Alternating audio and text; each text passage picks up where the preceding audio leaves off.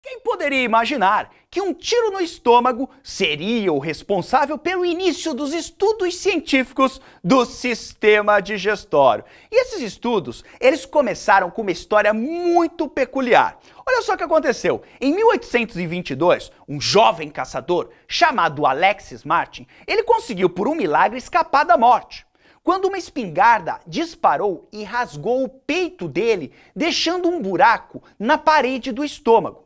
E aí, por conta disso, ele ficou em recuperação nas mãos de um cirurgião, conhecido como William Beaumont. Alexis mal sabia naquela época que, embora tivesse se livrado da morte, agora se tornaria um verdadeiro rato de laboratório nas mãos do esperto cirurgião. Isso porque o buraco no estômago, ele não cicatrizou direito. E aí, por conta disso, era possível observar o que acontecia dentro do estômago do cara. Nessa época, existia assim um grande mistério e todo mundo queria saber o que acontecia dentro do estômago. E Beaumont não só fez grandes observações sobre o funcionamento do estômago e do conteúdo que era produzido dentro dele, como ele também chegou, olha só o que ele fez, ele colocou a língua no ferimento, só para sentir o gosto do líquido que tinha ali dentro.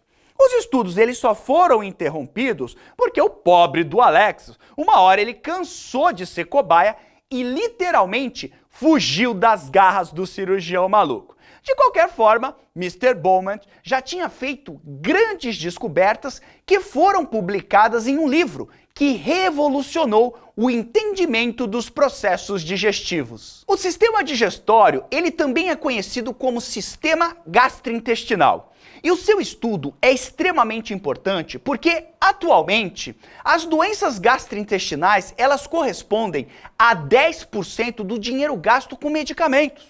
Eu não sei se você já percebeu, mas quando você vai na farmácia, não sei se você já viu a quantidade gigantesca de medicamentos para tratar o quê? Para tratar problemas digestivos, como é o caso da indigestão, da azia, gases, prisão de ventre. Então você já pode imaginar o impacto que essas doenças têm na nossa sociedade. O sistema digestório humano nada mais é do que um conjunto de órgãos que servem basicamente para transformar a comida que a gente ingere em nutrientes que serão utilizados pelo nosso corpo.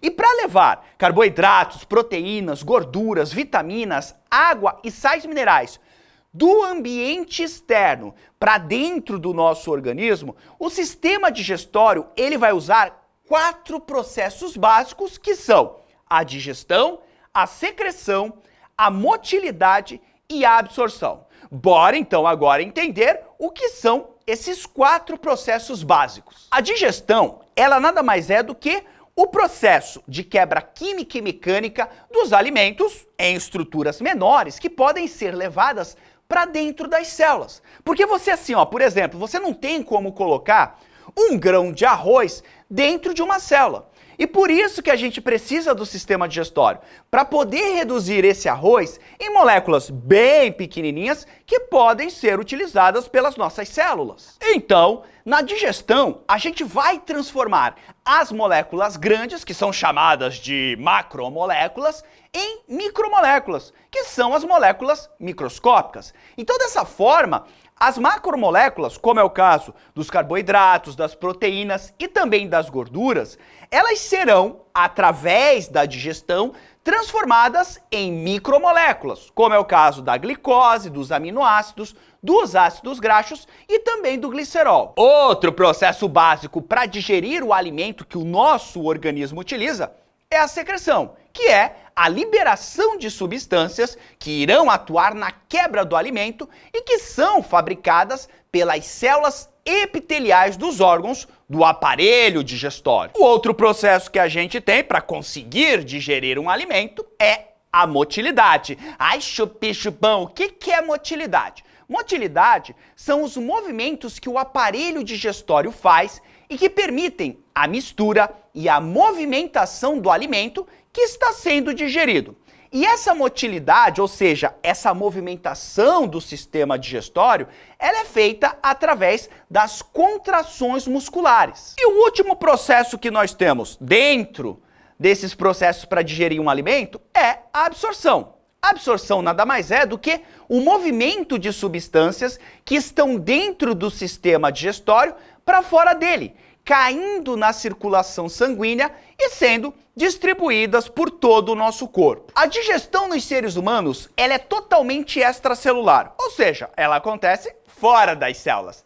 Mas fora das células onde? Dentro de um tubo, dentro do tubo digestório. O sistema digestório, ele nada mais é do que um tubo bem grandão, que fica todo enroladinho dentro da gente. E esse tubo digestório, ou melhor, esse sistema digestório, ele vai contar com a participação de vários órgãos. E cada órgão desse vai ter uma determinada especialização durante a digestão. O sistema digestório, então, ele começa pela boca. Depois nós temos a faringe, depois esse tubo mais fininho que é o esôfago, depois o alimento vai passar pelo estômago, do estômago o alimento vai cair nesse intestino mais fininho aqui, ó, que é o intestino delgado. Do intestino delgado o alimento passa pelo intestino grosso e do intestino grosso o alimento já digerido sai pelo ânus. Lembrando que o sistema digestório, ele conta com a ajuda de alguns órgãos que a gente chama de órgãos acessórios, como é o caso aqui, ó, das glândulas salivares. Olha quantas glândulas salivares tem aqui próximo da região da boca. Nós temos um outro órgão acessório, que é o fígado, né? Essa bagona vermelha que tem aqui. Embaixo do fígado tem um outro órgão acessório que está em verde aqui, que é a vesícula biliar. Dá inclusive para a gente ver melhor ela olhando por trás aqui. Então aqui você consegue ver bem a vesícula biliar. E um outro órgão acessório que também participa da digestão é essa tripa aqui, ó, que parece uma banana, que é o famoso pâncreas. Como eu te falei, parte da digestão dos alimentos no tubo digestório, ela ocorre por ação mecânica e outra parte ocorre por ação química.